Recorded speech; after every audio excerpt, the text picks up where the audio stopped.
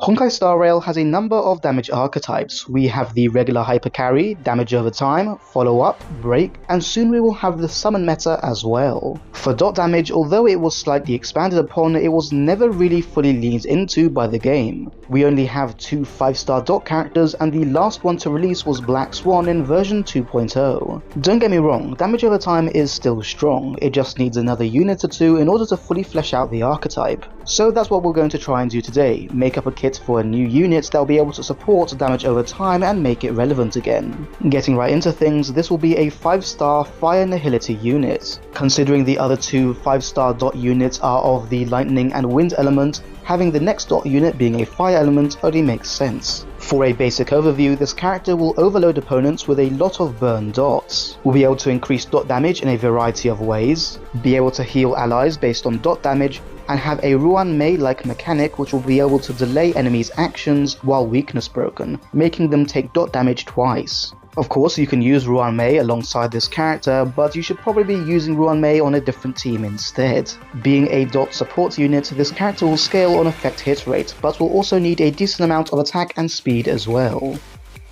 This character's basic attack will deal 100% attack as fire damage to a single target, and have a 35% base chance to apply burn to the opponent's hits. When burned, an opponent will take fire dot equal to 274.4% of this character's attack at the start of their turn, and the burn lasts for 2 turns. All other burns on this character will have the same scaling as the one on the basic attack. Considering this attack only has a 35% chance to burn, this character will need a lot of effect hit rate. But don't worry, all of that effect hit rate will become useful later.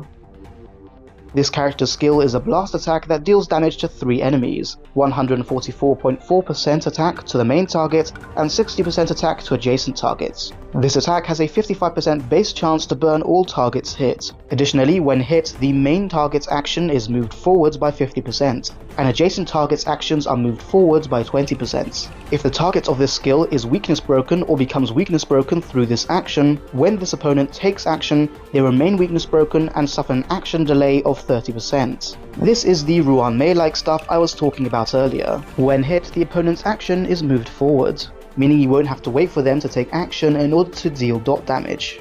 But if these opponents are weakness broken, they will suffer an action delay, pushing their action backwards again. This will allow the opponent to take dot damage twice, once when having the action forward, and once again after the action delay. Like Ruan Mei, this effect will only be able to activate once, and then the opponent will restore their toughness. Considering they can both only activate once when used alongside Ruan Mei, the action delay effect will most likely stack, instead of the action delaying effect happening twice, meaning the action delay from both this character and Ruan Mei will happen at the same time, pushing the opponent back even further. This character's ultimate will deal AoE damage equal to 136.8% attack to all enemies. This attack also has a 60% base chance to burn opponents' hit, and will also apply a 15% dot vulnerability to all opponents' hits for 2 turns. Dot vulnerability basically just means you take increased damage from dots, so basically a defense shred but just for dots.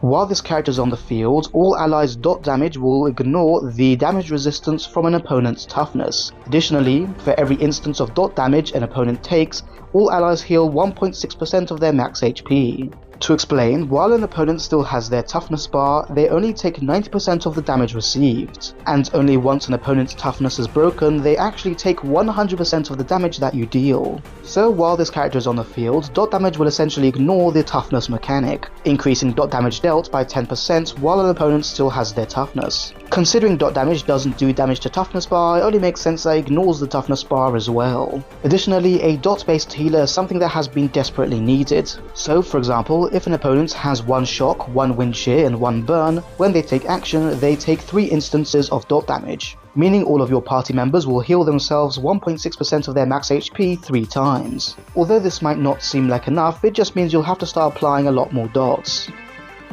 This character's technique will be an enhanced technique and not start the battle when triggered, but when the battle does start it will apply burn to 3 random enemies and increase dot damage those enemies take by 10% for 1 turn. The 3 stats this character gains along with their traces will be attack, speed, and effect hit rate. For their second ascension passives, while this character is on the field, dots and defense reduction debuffs will last 1 additional turn. Additionally, for every Nihility member of the party besides this one, increases everyone's effect hit rate by 18%, which can stack up to a maximum of 2 times. Increasing dot duration means that opponents will take dot damage over a longer period of time, increasing the damage over time that is dealt. Additionally, considering Black Swan has a defense reduction ability in her skill, I decided to include defense reduction abilities in there as well. Finally, this character increases everyone's effect hit rate by 18 or 36% if there are 1 or 2 other Nihility units in the party, i.e. Kafka and Black Swan, meaning this effect should always be active. For the A4 trace, for every point of effect hit rate above 50% this character possesses, increases all allies' dot damage by 0.4%. This passive is why this character needs a lot of effect hit rate. Not only will you increase the chance to burn your opponent, but you'll also be increasing the dot damage dealt by your party as well. Say for example this character has 120% effect hit rate, then all allies will gain a 28% dot damage bonus. For the 6th Ascension passive, this character's skill and ultimate has a 30% base chance to apply 1 additional burn to opponent's hits. So again, you'll need a lot of effect hit rate to make this ability work, and more burns means more dot damage.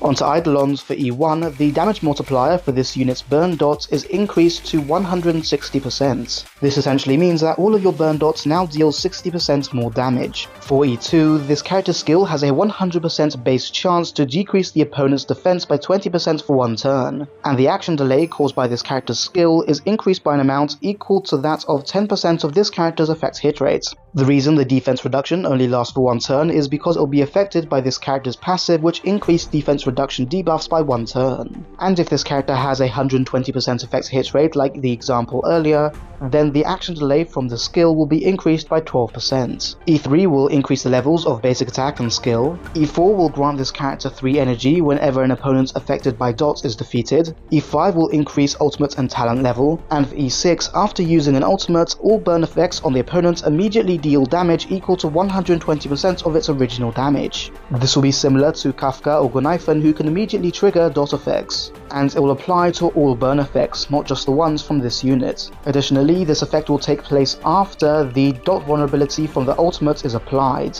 increasing the damage even further, and will also take into account E1, which will increase burn damage dealt by this unit.